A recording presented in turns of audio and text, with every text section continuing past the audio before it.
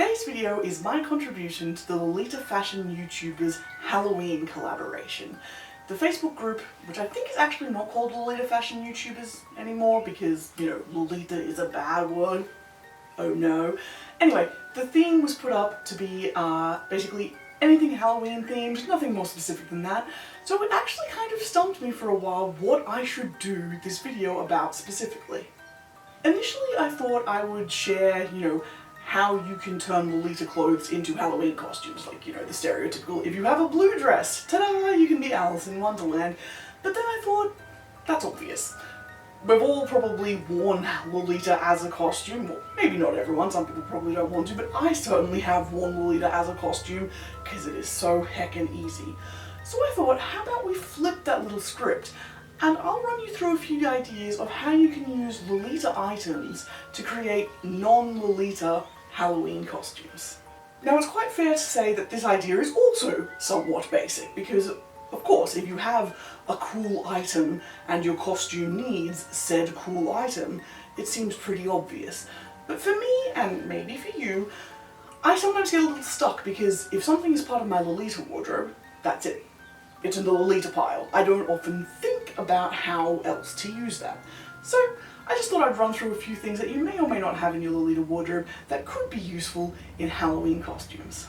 First of all, if you have a veil or a headdress with that sort of, you know, veil piece, that obviously gives you a heap of options. You could be a bride, an undead bride, the corpse bride, anything kind of in those sort of terms. You need a veil for those. You may already have one in your Lolita wardrobe.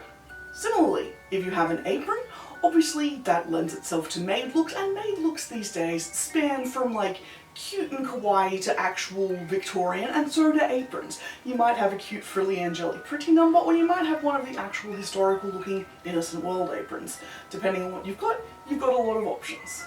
Though some may argue about the legitimacy of this item in Lolita fashion, animal ears are also a thing, and obviously animal ears with anything. It's kind of almost a default Halloween costume.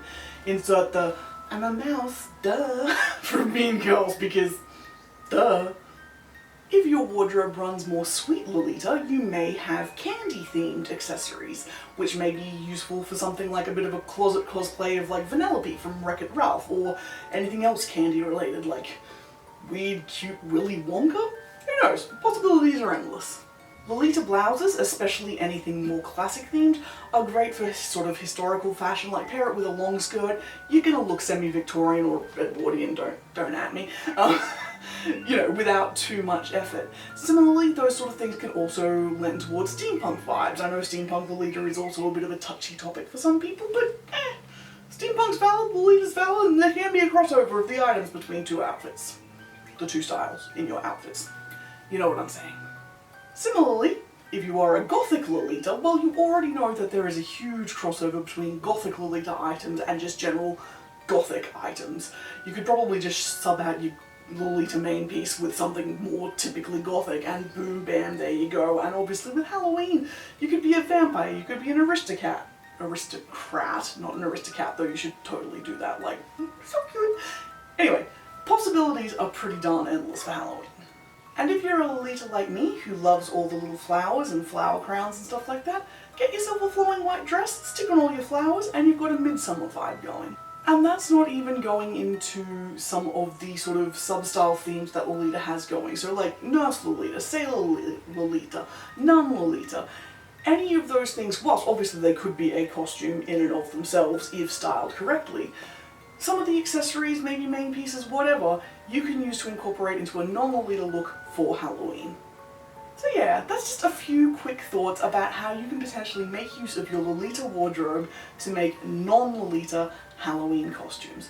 Obviously, like I said, wearing Lolita itself as a Halloween costume is also very easy, very obvious. There are a lot of options you can do, from like specific, like I said, Alice in Wonderland, to something more generic. I mean, I've worn this dress actually with my fairy wings and just been like, I'm a fairy, and I was a freaking fairy for Halloween that year, you know? There is a lot that you can do. So that's it from me for this Lolita fashion YouTubers Halloween collaboration. I will put a link to the playlist down in the description and up in the cards so you can enjoy the videos that anybody else has put out for this theme. Tell me, Do you like wearing Lolita for Halloween? Do you avoid it because you don't want Lolita to be conflated with a costume? Tell me in the comments. I'm really interested to hear your perspective. I hope you enjoyed this video, and until next time, bye bye!